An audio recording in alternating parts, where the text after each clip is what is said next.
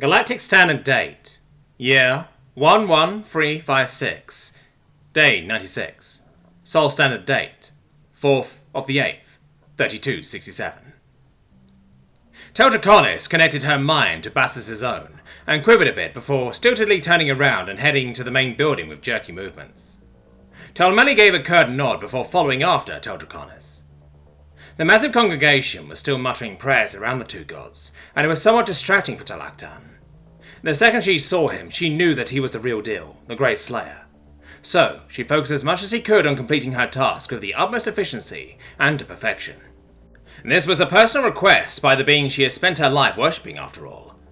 She zipped through her entire archive of information, even the weapons and armor that were considered prototypes. She would leave no stone unturned, no strategy left out, and no soldier cast left out of the equation. Sylvan milled through the crowd as he made his way over to Talaktan. Once he got close enough to her, he could see that she was swiping away at a holopad furiously and muttering to herself. He chuckled and sat down next to her while she worked. He looked over her shoulder and watched as she sorted through hundreds of weapons, armors, modular pieces of equipment, and vehicles at a blinding speed. His eyes widened as she squared away the third folder that was several terabytes of text and pictures before she breathed a sigh of relief. Damn! You blew all of that already? That's actually insane. You just completed days of paperwork in literal minutes, Aktan. Are you alright? She jumped a little and cocked her head to stare at him for a moment before responding awkwardly. When did you get here? Sylvan burst out laughing as she shuffled around in embarrassment. After he recovered from his little outburst, he grinned at her and said, I've been here for a while now, watching you compile an unholy amount of information in what is probably a galactic record speed. I'll make sure to tell him you worked hard, he said with a snicker. She huffed indignantly and rolled her antenna at him before she shouldered her way past him. She trotted over to Bassus and knelt down to present him with the compiled information.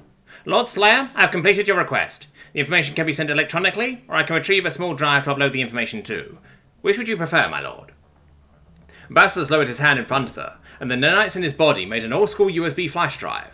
Just go ahead and upload it all to this. It's USB now, but as soon as you go to slot it into whatever port you use for your equipment, it will automatically conform to the proper size and form the right connectors.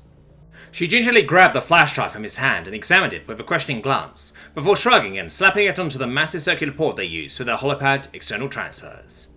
True to his word, the flash drive conformed to the proper dimensions and connected to her armor. She downloaded everything from her holopad onto the flash drive, and yanked it out of her armor to hand over to Bassus. She froze as soon as he took the flash drive. Wait, I just downloaded everything from my holopad to that... Oh no. She quickly opened her holopad and scanned through her files that had been confirmed as duplicated and uploaded. Her heart stopped when she swiped through and saw a checkmark on her porn folder.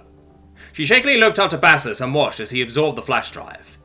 She lost the strength to do much of anything but stare off into space as her world came crashing down. I just accidentally gave God my porn stash. Oh my fuck. What have I done? Bassus opened up the first files which detailed their weaponry. They didn't use small arms. Instead, they adhered to the rule of bigger boom and created only things that were essentially howitzers that got carried on their back. The ammunition was small and armor-piercing so that it could dig deep into Azarian flesh. Then the explosive payload would deliver 2 tons of TNT's worth of force directly to the Azarians' internal organs. He scrolled through a few tank designs, some ships, and their onboard weapons, and then landed on their Predator armor. They went through a process where they took steel and infused purified Veil energy into it, to create a metal similar to Basilian steel, but less effective, as they weren't able to produce the massive energy needed to condense the steel and layer the Veil energy into the tungsten steel alloy that he used. He nodded sagely as he considered the weapons and equipment they were using. He thought of a few upgrades to the main equipment that he could readily provide for them, and then scrolled down to the next file labelled Great Slayer. He opened it up and just stared blankly as he came across an entire petabyte of fanfiction, art, video, etc. that featured him and pretty much every conceivable thing in the universe. He mentally sighed and restrained any emotion from his face as he considered his options. They are literally just humans that took the form of ants. What to do? With a mental sigh, he knelt down to Talaktan, who was still frozen in terror. The information was very well put together. I will certainly be able to use the information you compiled. Also, you don't have to worry about that file you accidentally sent. I'll delete it. She couldn't breathe, and her blood had frozen as he said that.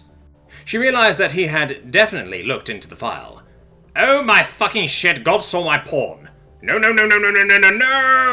Fuck my life. Fuck. I'm so embarrassed. Why? Why did I download my porn? Fucking stupid. My badass image is fading. She shakily saluted him and turned to the main building. She slowly walked robotically through the crowd as she had a mental breakdown.